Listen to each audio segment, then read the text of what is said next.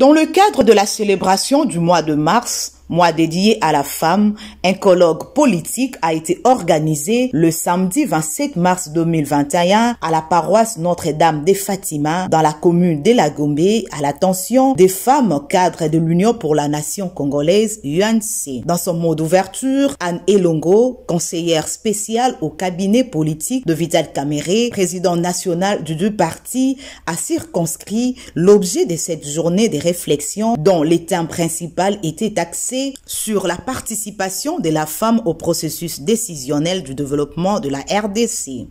Ceci constitue, pour nous, dames ici réunies, une considérable opportunité d'offrir une couverture de pensée constructive à ce particulier contexte de célébration du mois de la femme, à savoir la défense des droits participatifs des femmes aux dynamiques nationales de prise de décision politique. C'est dans cela que ce colloque a pu trouver sa légitimité existentielle et ce, au travers des développements attendus du contenu de ces sous-thématiques liées aux plus nécessiteux secteur de la vie nationale. La conseillère du chef de l'État, Madame Etumba, Nicole Boacha, m'a demandé de faire la lecture de son exposé. Elle n'est pas ici présente, elle n'est pas au Congo, elle a voyagé pour des raisons de service. Il y a plusieurs personnes qui ne connaissent pas Madame Tumba, mais elle a pris le soin de laisser une photo à elle afin qu'on puisse la présenter.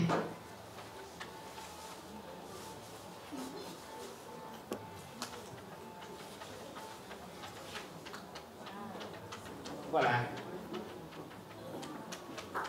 Ça c'est Madame Nicole Tumba.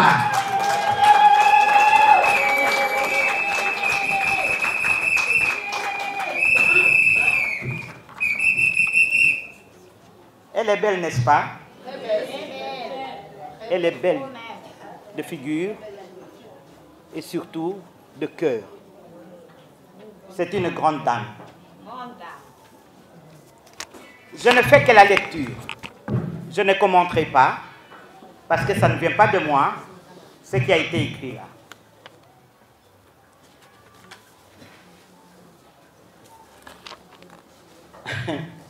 Bolembi? Bolembi? Oh,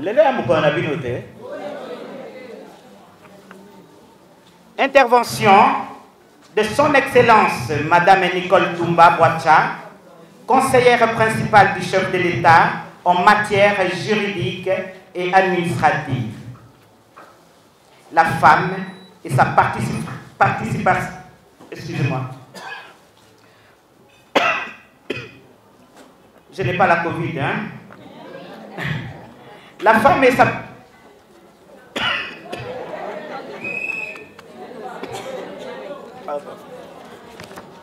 La femme et sa participation au processus décisionnel du développement de la RDC. Aux femmes battantes de la RDC. Aux femmes vaillantes de la RDC. Aux femmes valeureuses de la RDC, à toutes celles qui croient fermement que les femmes contribuent au développement de la RDC. J'aurais tellement voulu être là, avec vous et parmi vous, pour commémorer ce mois formidable qui est celui de mars, particulièrement le 8 mars, date qui célèbre les droits de la femme. Je suis en mission à l'étranger et accepte avec joie que maman Anne Elongo, la française au grand cœur, remplie d'initiatives, lise les petits mots de communication que j'avais préparés pour l'audience.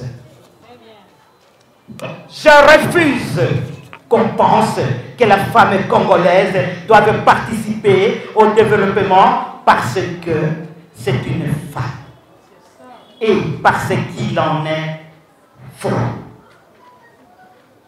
Mais elle doit y participer car au-delà d'être une femme, elle est brillante, courageuse, intelligente, prévenante et surtout capable de gérer aussi tous les secteurs de la vie publique. Je refuse qu'on dise de la femme congolaise qu'elle ne dégage aucune valeur ou aucune potentialité. Les résistances socioculturelles peuvent justifier ce délaissement à l'égard de la femme, mais ne peuvent aucunement certifier que, mise à un poste de décision, la femme va démériter.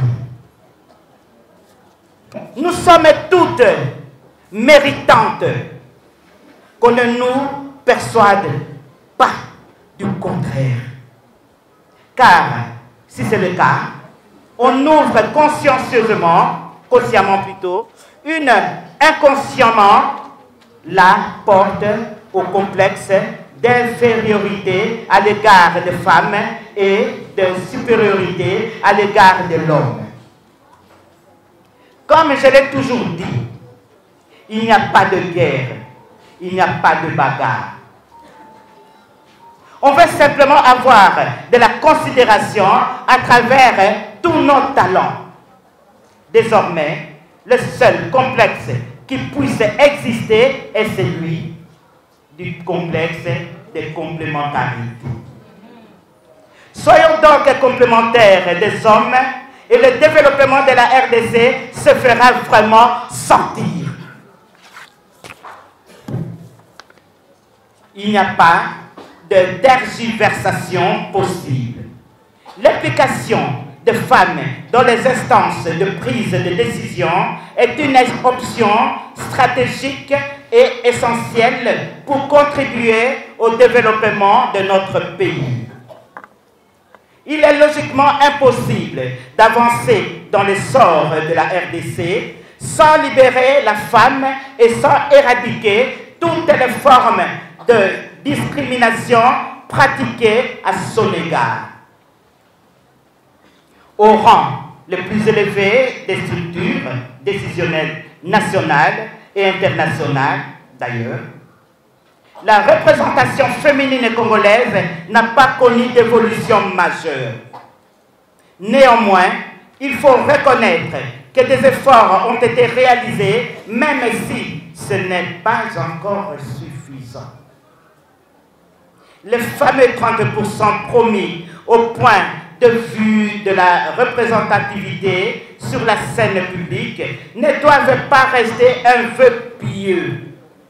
Il ne faut surtout pas accepter ces 30% n'existent que pour justifier des données statistiques.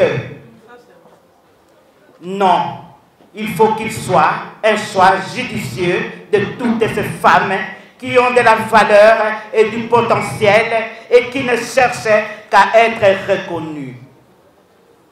Ces qualités sont à l'intérieur de chaque femme congolaise.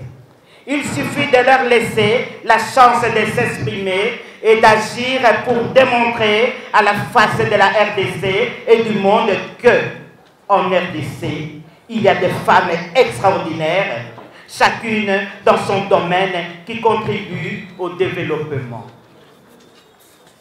C'est pour cela que je nous exhorte toutes à toujours rappeler à la scène publique que notre participation au processus décisionnel du développement de la RDC est vitale et essentielle.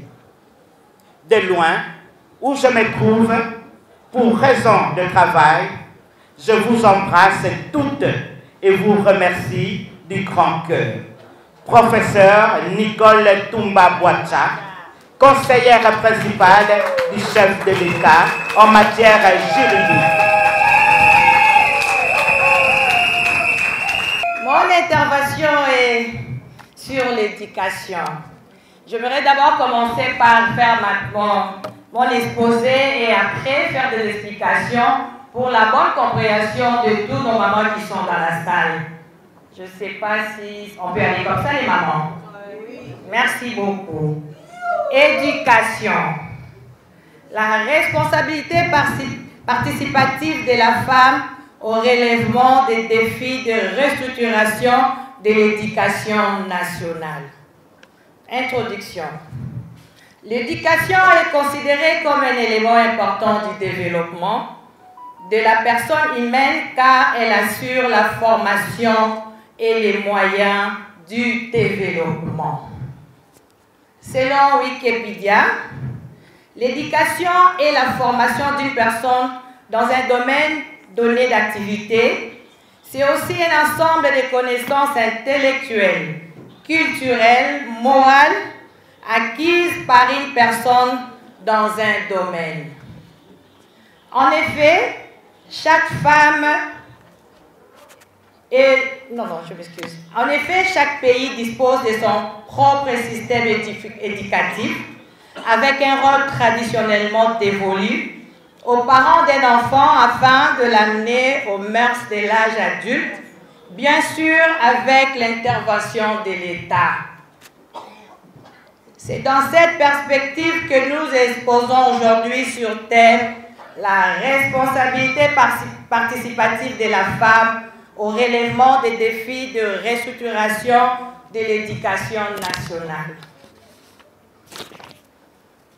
Deuxième point, participation de la femme dans ces domaines qui est l'éducation. Devant ces tableaux sombres en tant que première éducatrice de l'enfant, la femme ne peut pas rester passive et par conséquent, elle doit s'impliquer dans le relèvement du système éducatif national. Nous sommes tous convaincus que la femme est depuis longtemps très présente dans les domaines de l'éducation, comme élève ou comme enseignante, malgré sa position qui reflète l'inégalité dans la société entre elle et l'homme. Alors, une population en difficulté sociale et culturelle ne peut pas lutter efficacement contre la faiblesse du système éducatif, à moins qu'elle fasse d'un courage exceptionnel. Ainsi, la femme doit faire de grands lobbying auprès des instances décisionnelles pour que le système éducatif opère des orientations vers le métier professionnel ou de haute carrière administrative. La gratuité doit être le cheval de bataille de la femme pour les enfants s'intégrer dans l'éducation formelle. Toutefois, il serait malhonnête de proposer des recommandations pour la restructuration de l'éducation nationale à ces niveaux, car à mon humble avis, cela concerne toutes les femmes. C'est pourquoi je demande aux femmes d'organiser des colloques nationaux de femmes afin de réfléchir profondément sur cette thématique qui me semble complexe et non impossible. Je vous remercie. 1 million de femmes sont concernées pour le cancer on a mis balai, autozolo baya sang, na ya col ya utérus. Et si comme moi na femme là, ils ont le diagnostic moko mais mingi dépistage dans le salle maka na poto. Biso awa, ceux qui mutoyé et comme trop tard, to comme ka kopé sa kisi ya douleur, ti bomoni mutu akei na ye. Na biso awa 70 à 85%. Il y a le cancer, les os concernés, col utérin. Il y a sang et moins mouqué. Le facteur de risque est ali, il faut qu'on y ait. Pourquoi est-ce que dans cette pays, maman Nicole a dit éducation? Parce que dans le facteur à l'hyposo, pour le cancer, il y a col. Activité sexuelle. Tout le bélango mouqué. Tout cola biso, baza pour pesa biso, baza pour ke bisa biso, dans l'activité sexuelle. Mais tout le monde a un facteur de risque, il y a cancer du col. Jeune âge, à premier rapport, ceux qui sont bandés avant 17 ans, ils ont exposé. Et puis, multiplication peut avoir partenaire. Ce qui est un virus, il y a un papillomavirus. et qu'on kamata col na yo et qu'on transformer en go na cancer. Donc tout kebisa bana na biso ya basi bazali to mi bate na pe biso ba maman pour to yebi que risque ezali cancer mususu et yakana nzela wana ba tangi pe tabac bon awa ba maman ba finara mingi te mais na poto ezali ba tangi pe pilule bana na biso likolo yo non seulement azobanda ayebi kaka pilule ezali mais pilule wana soki ekoti na nzoto eza ba hormone ekoya kobebisa makambo mususu na niveau ya basan na ba facteur mususu pe o ba suspectaka yango balobi obésité toki maka munene eza te mpona koplaire na papa namona ba mama mingi o papa akomi kokimanga nasala sport te mpona yo moko nanu mama kitisa poids parce que poids wana eyaka na makambo ebele mafuta wana eyaka na désordre ya multiplication ya bacellule alimentation mpe tokimaka mafuta tokimaka mungwa tokimaka sukali ebele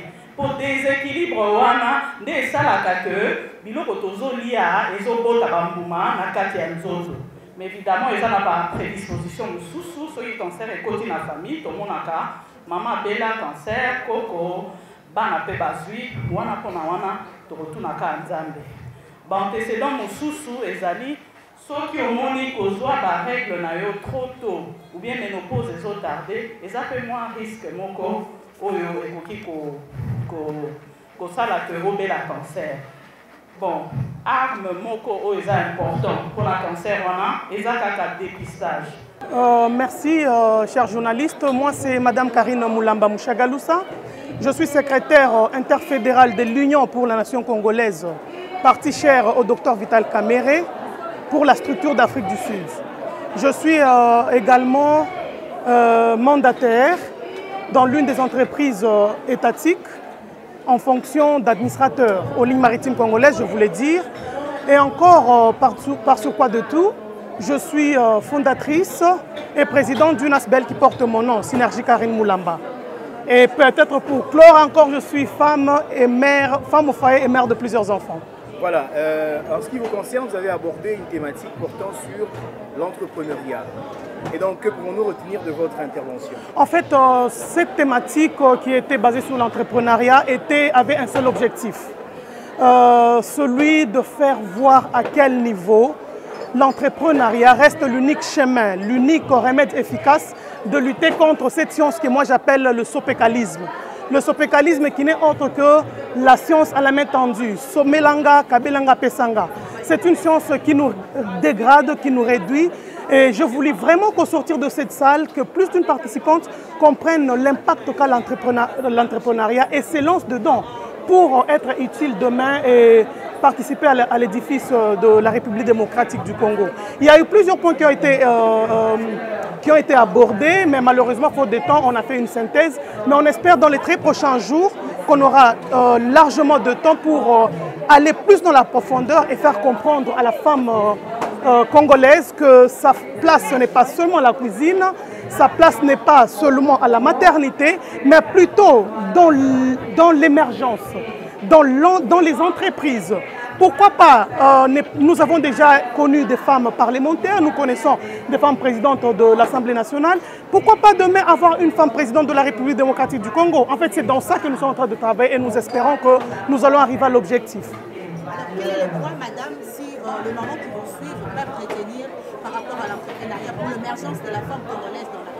C'est qu'ils doivent comprendre d'abord que l'entrepreneuriat, c'est une manière la plus facile à pouvoir se distinguer, vivre l'autosuffisance. C'est-à-dire, elles doivent retenir qu'on n'a pas besoin de millions, on n'a pas besoin de centaines pour commencer l'entrepreneuriat. J'ai parlé de l'entrepreneuriat ex nihilo.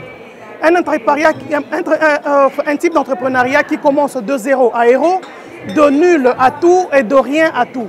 Donc on peut, j'ai même donné quelques exemples d'ailleurs dans mon exposé, il y avait moyen de pouvoir commencer une entreprise avec un tout petit budget. Nous avons beaucoup trop d'opportunités et la femme congolaise doit vraiment saisir parce que dans tous les cas de figure, on ne gagne pas aussitôt commencer et tout commence par le bas et graduellement tout évolue et demain on se retrouve avec des grandes femmes d'affaires. je vous assure que, sans peur d'être contredite, elles ne sont pas endormies pour se réveiller riches. Elles ne sont pas endormies pour se réveiller déjà épanouies. Donc elles ont commencé quelque part. C'est une affaire de courage, une affaire de conscience et une affaire de comprendre ce qu'on veut. Je pense que c'est tout. Ministre des Médias, Communication et porte-parole du gouvernement. Distingué maman biologique du président national, honorable Vita Kamere, appelé Mankoko. Il faut l'applaudir.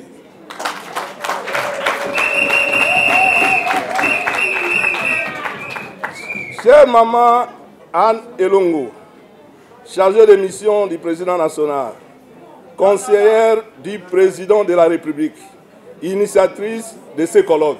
Il faut l'applaudir. Conseillère spéciale. Merci beaucoup. Chère Madame Christine Bianza, secrétaire générale nationale des Ligues des femmes et de l'IDPS, qui se quai du béton. Représentée des mamans de notre partenaire IDPS, ainsi que toute sa délégation.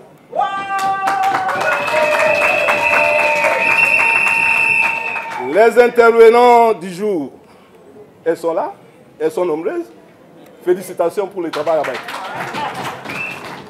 Chères mamans de l'INC, à vous tous, distingués invités, à vos titres et qualités respectifs, au nom du président national Vita Kamere et du secrétaire général Aïe Empêché, je vous salue et je vous dis merci.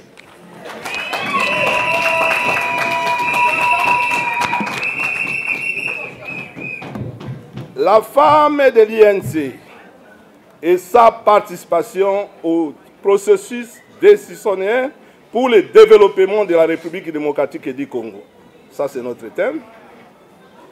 Depuis la révolution féministe, engager les femmes des valeurs occidentales du 19e siècle et qui s'est perpétuée jusqu'au 20e siècle, la révolution féministe a connu le succès remarquable, surtout dans notre pays. En effet, l'épanouissement des femmes prôné par le maréchal Mobutu Sese Seko, dit Otumoli Bamama, Otumoli Mobutu, a connu la participation de plusieurs femmes de valeur dans le processus du développement de notre pays. C'est ainsi qu'on a connu la première dame, en la personne de Mme Sophie Kanza, ministre des Affaires sociales, et Mme Manta Koumou au gouvernement et Mme Evassiala à la présidence de la République. C'est l'histoire de notre pays.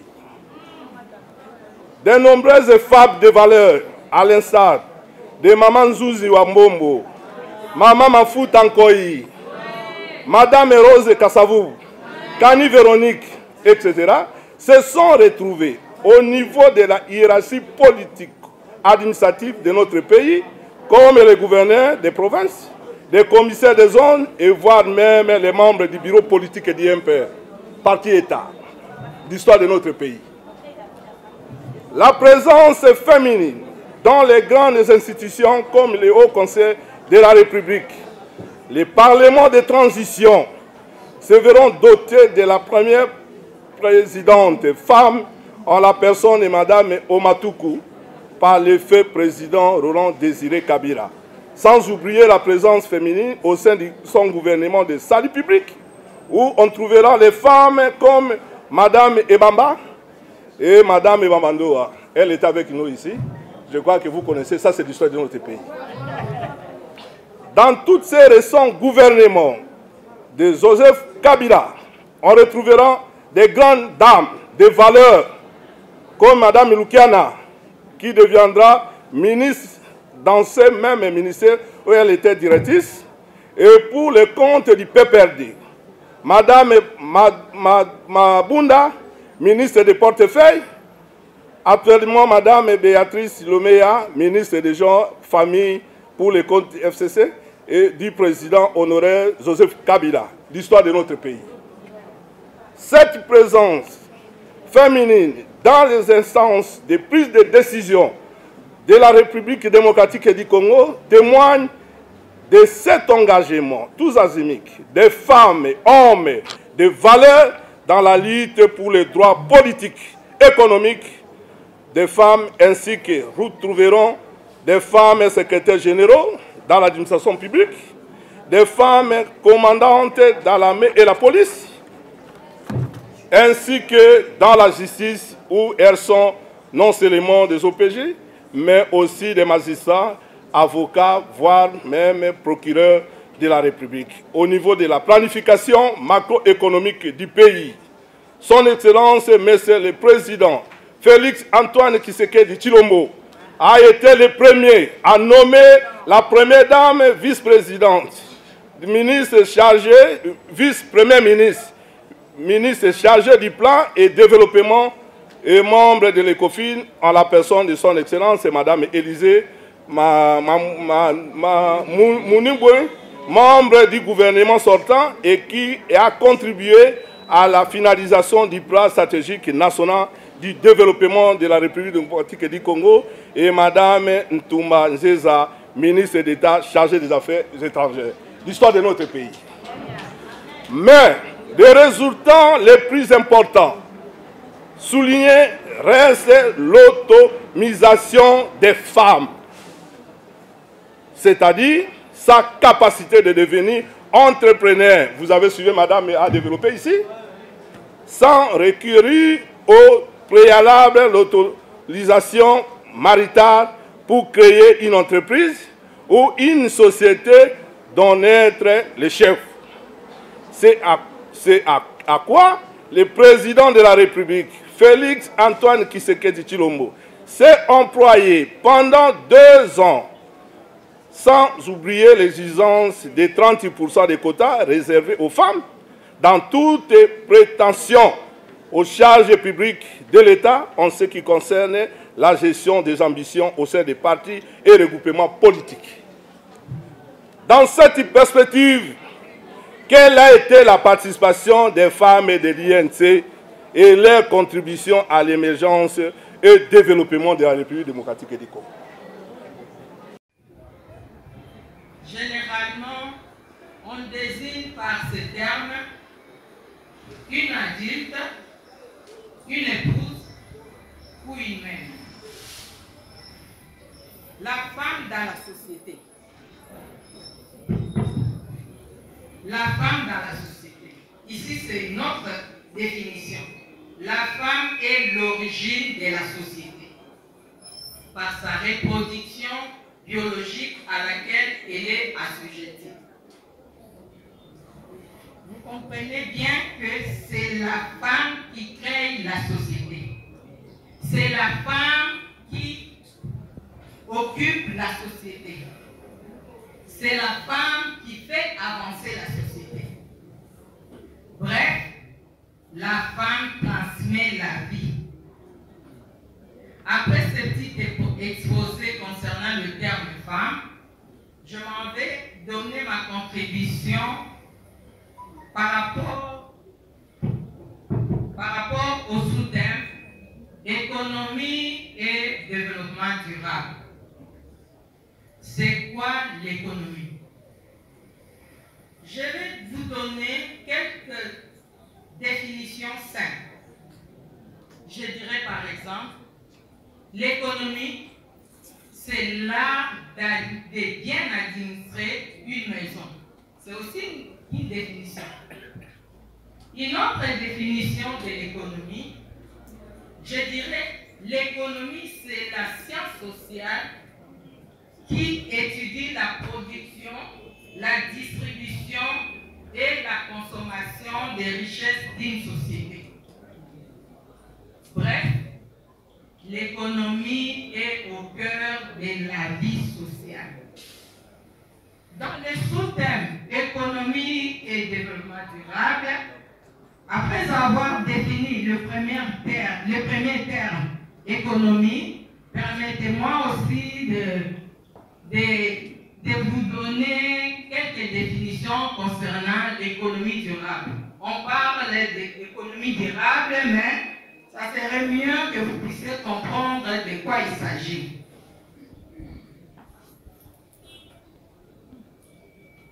Premièrement, l'économie durable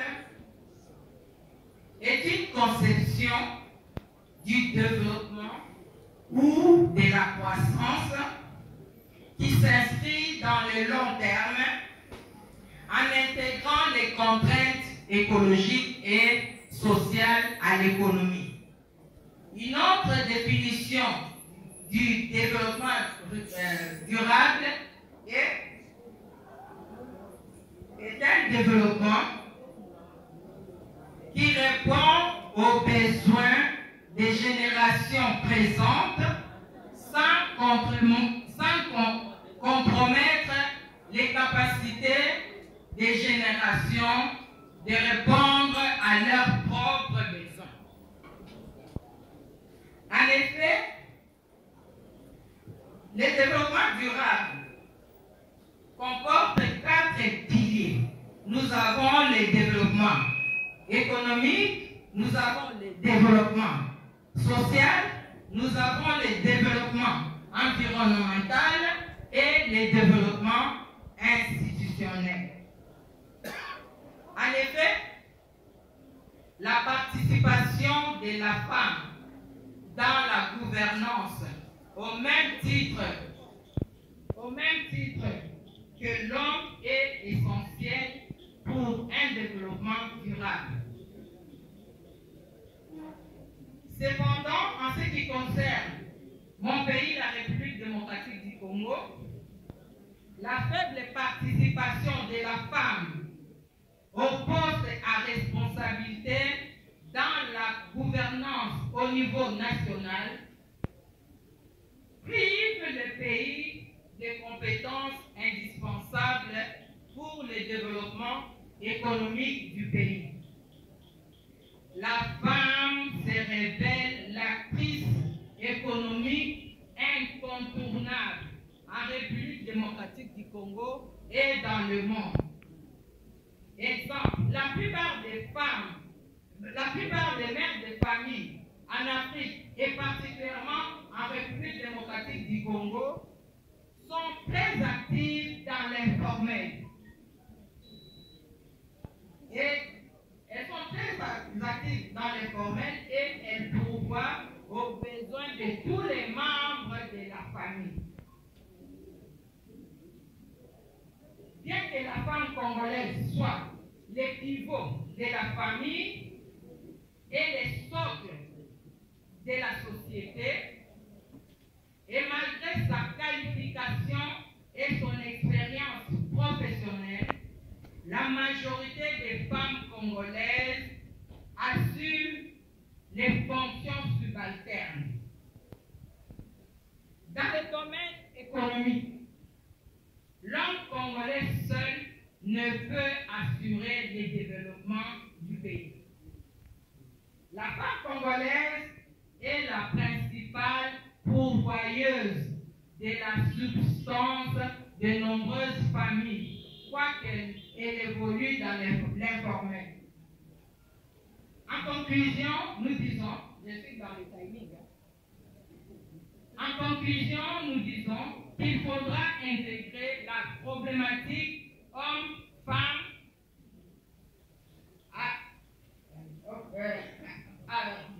afin de parvenir à une égalité dans le processus du développement économique de la RDC. Dommage que certains hommes politiques congolais gardent encore des perceptions négatives de la femme politique congolaise.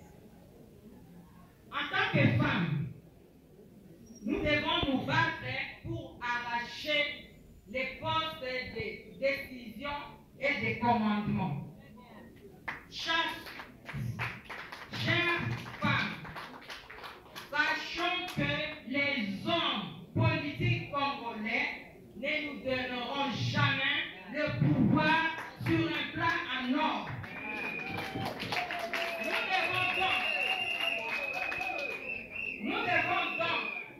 Nous devons donc mériter notre position sociale, et ceci par notre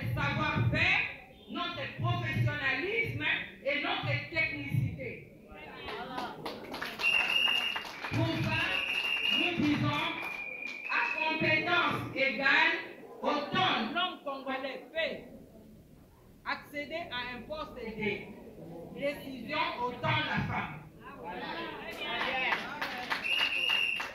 Nous sommes de la génération égalité. Nous luttons pour une société plus égalitaire. Pour finir, je dirais que bien qu'il y a des avancées significatives dans mon pays, la République démocratique du Congo, en ce qui concerne les droits de la femme, mais nous avons encore du chemin à parcourir pour prétendre à une grande participation de la femme au processus décisionnel du développement de la RDC. J'ai dit et je vous remercie. En effet, plusieurs sous-thèmes en rapport avec le sujet du jour ont été développés par d'éminentes femmes au cadre de l'Union pour la nation congolaise au cours de cette journée, notamment dans le domaine de la santé, de la justice, de l'éducation ou encore de l'entrepreneuriat féminin. Aussi, la présence remarquée du ministre de la Communication et Médias, Jolino Makelele, a eu le mérite de confirmer le soutien des hommes politiques au noble combat de femmes pour la promotion de leur représentativité.